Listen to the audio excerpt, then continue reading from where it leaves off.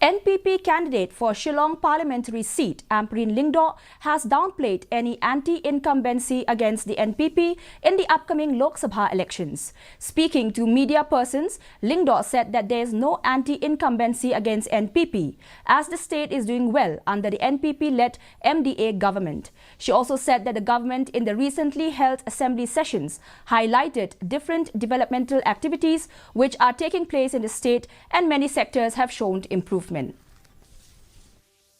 We will have coalition partners who are anyways also fielding their respective candidates. We are all in the same government.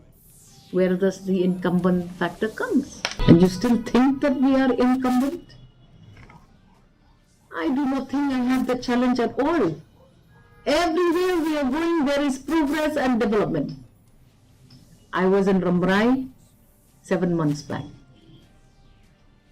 Horrible condition of road. I went again today or yesterday. There is a perfect road there.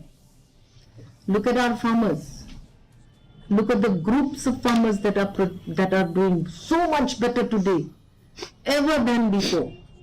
Look at the income generated and livelihood generation of a lot of our programs in the farming sector. They are all indicative that we are progressing. Chief Information